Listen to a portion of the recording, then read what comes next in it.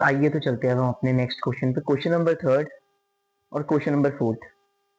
Questions आपको दिख रहे हैं, आपको एक बार इसको पॉज करके खुद सॉल्व करने की कोशिश करनी है, फिर आगे सॉल्यूशन को देखना है। तो आइए शुरू करते हैं।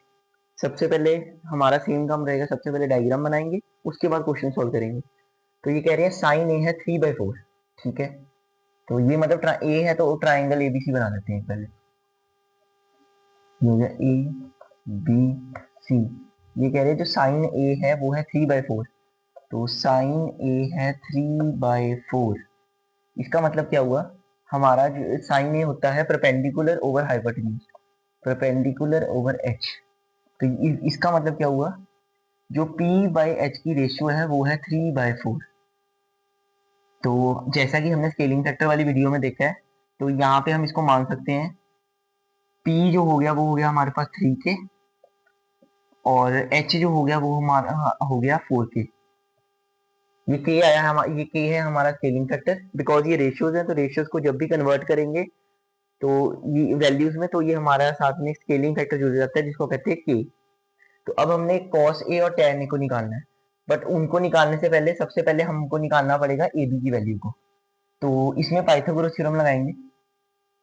According to Pythagoras theorem,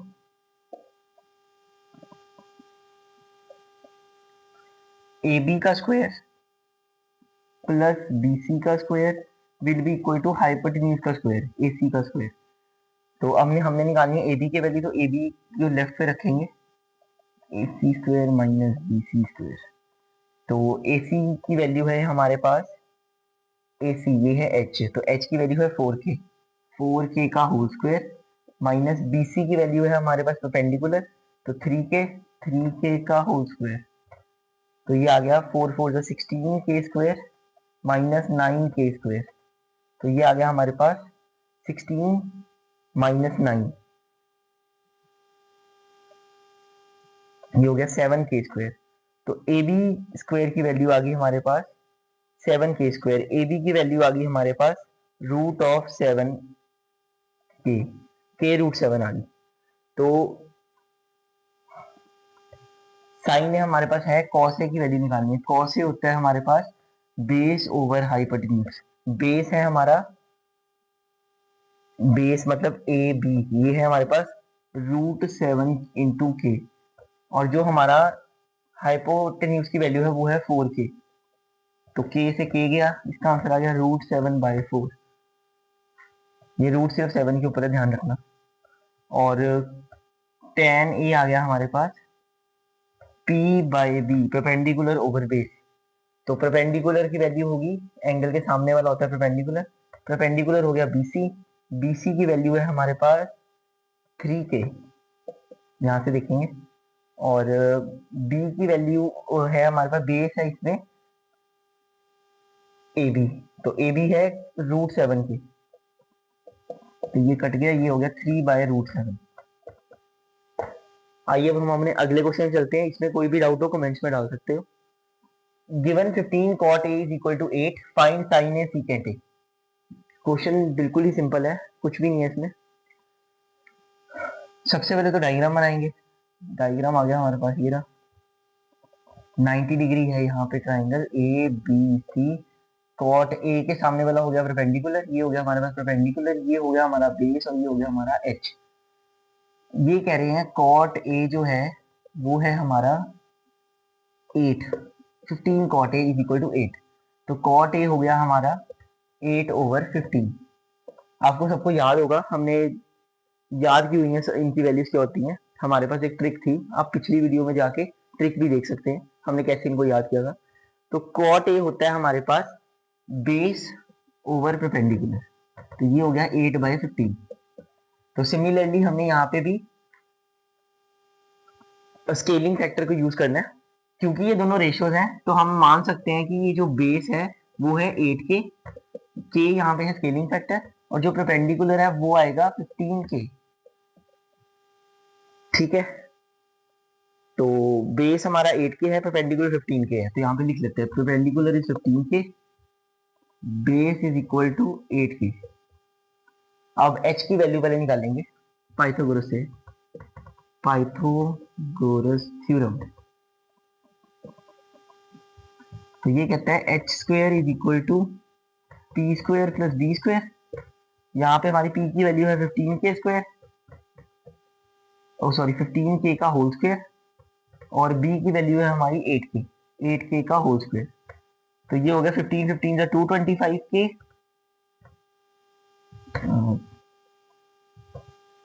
225k square plus 64k²। तो ये हो गया 5 + 4 9 6 2 8 289 का k²।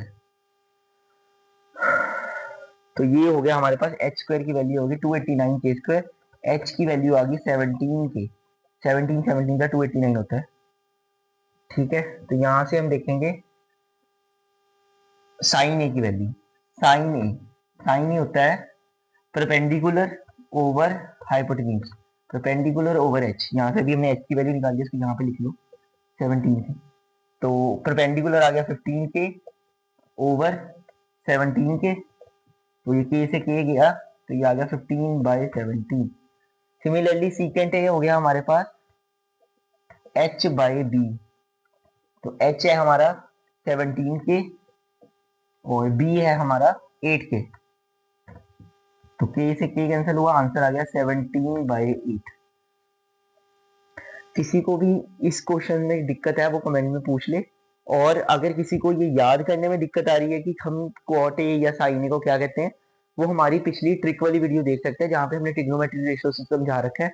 उसमें से आपको वो ट्रिक से आसानी से रिमेंबर रहेगा और कभी भूलेगा नहीं। तो अब हम अपने अगले क्वेश्चन पे चलते हैं। आइए अब हम अपना अगला क्वेश्चन देखते हैं।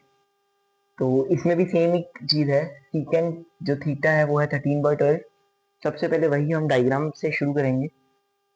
तो हम ये बनाते हैं ABC एक ट्राइंगल है। सो मान लीजिए थीटा है, सीकेंट थीटा कहते हैं 13/12 है। तो सीकेंट थीटा होता है हमारा कॉस का उल्टा, मतलब हाइपोटेन्यूज ओवर बेस। तो ये आ गया हमारे पास 13/12। तो जैसे कि आपको याद होगा हमने स्केलिंग फैक्टर के बारे में पढ़ा है, क्योंकि ये रेशियोज है तो यहाँ पे एक स्केलिंग फैक्टर को मल्टीप्लाई कर देंगे हम इनके साथ, जिसको कहते हैं के। तो let h is equal to 13k and b is equal to 12k। ठीक है, बिकॉज दीज आर रेशियोज, तो मे भी कुछ ऐसे का फैक्टर होगा जो ऊपर और नीचे से कट हो गया। सिंपल भाषा में अगर समझें तो वो फैक्टर हम उसको k मान लेते हैं।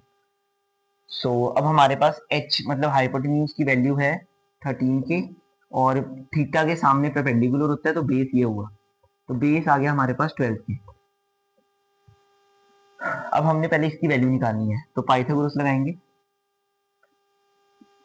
ये कह रहा है AC का square is equal to BC का स्क्वायर प्लस AB का स्क्वायर।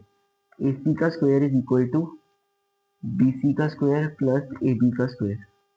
तो यहाँ से AB की वैल्यू चाहिए तो हम नहीं आएंगे, AB का स्क्वायर इक्वल्स टू BC का स्क्वायर माइनस AC का स्क्वायर। सॉरी, जो उल्टा लिख दिया मैंने। तो ये हो गया हमारा AB का स्क्वायर हुआ AC का स्क्वायर माइनस BC का स्क्वायर। सो AC क्या है, AC है 13 का स्क्वायर, 13k का होल स्क्वायर, माइनस BC है 12k का होल स्क्वायर।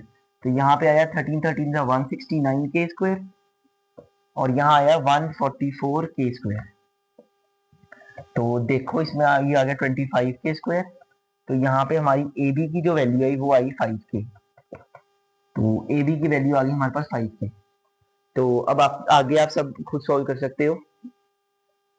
एक आधा मैं आपको निकाल के दिखा देता हूँ। फॉर एग्जाम्पल हमने साइन के निकालना, साइन थीटा निकालना है।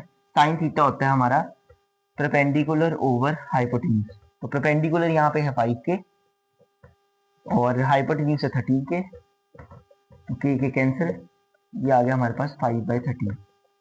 तो बाकी आपको खुद सॉल्व करना है। अगर मैं कर दूंगा स्पून फीडिंग हो जाएगी, हमने ऐसे नहीं करना। साइन थीटा की हमने वैल्यू निकाल ली है। बाकी कहीं पे भी दिक्कत आए तो ट्रिग्नोमेट्रिक रेशियोज वाली वीडियो में आप जा सकते हो। अब हम अपने अगले क्वेश्चन पे चलते हैं। तो आइए अब हम चलते हैं हमारे अगले क्वेश्चन में।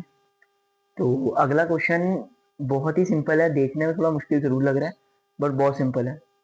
तो सबसे पहले हम एक ट्राइंगल बना लेते हैं जो कि राइट एंगल ट्राइंगल है।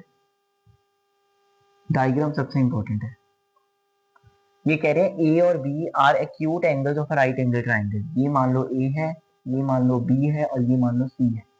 ये दोनों एक्यूट है, मतलब 90 डिग्री से छोटे हैं। ठीक है, अब हमको कह रहे हैं कॉस ए कॉस बी दोनों इक्वल है, मतलब cos A equals to cos B, ये गिवन है।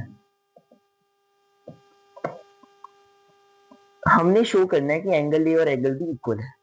तो आपको एक आइडेंटिटी याद होगी, एंगल्स ऑपोजिट टू, मतलब अगर बीसी और एसी इक्वल है तो उनके आपस में सामने वाले एंगल्स भी आपस में इक्वल होंगे। So the angles which are equal to equal sides are equal. So cos A and cos B हमारा है, तो cos ए की वैल्यू क्या होती है, बेस, cos ए के लिए परपेंडिकुलर सामने वाला है, cos ए के लिए परपेंडिकुलर सामने वाला है, cos बी के लिए परपेंडिकुलर सामने वाला है। ठीक है, तो cos ए देखो बेस ओवर हाइपोटेन्यूज, तो cos ए क्या हुआ, बेस ओवर हाइपोटेन्यूज। तो बेस है AC, हाइपोटेन्यूज है AB। बेस है हमारा AC, हाइपोटेन्यूज है हमारा AB। इसी तरह cos B के लिए, cos B जो है उसका परपेंडिकुलर सामने वाला है, तो इसका बेस जो है वो है BC और परपेंडिकुलर है AB। BC ओवर AB, ये दोनों कैंसिल हो गए। अब ये कह रहे हैं AC इक्वल्स टू BC, इसका मतलब क्या हुआ, जो AC है वो BC के इक्वल है। ठीक है, वैसे तो हम इसको प्रूव कर चुके हैं कि एंगल्स जो आपस में इक्वल साइड्स के इक्वल होते हैं वो आपस में इक्वल होते हैं, बट अगर इस 2 नंबर में आ जाए तो इसको ऐसे कर लेना, अगर 4 नंबर में है तो थोड़ी कहानी और डालेंगे। तो मान लो कि ये अब हम, बस ये प्रूव हो गया हमारा, बहुत है।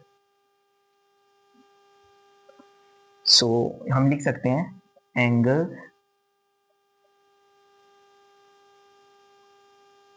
विच आर opposite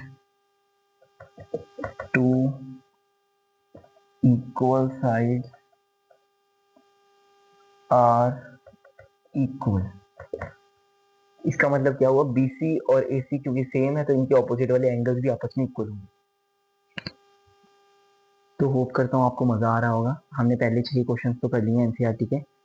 तो अगर आपको कोई भी डाउट है आप कमेंट सेक्शन में पूछ सकते हैं, और ट्राई करो कि कमेंट करा करो कि मेरे को मोटिवेशन भी और मिलेगी।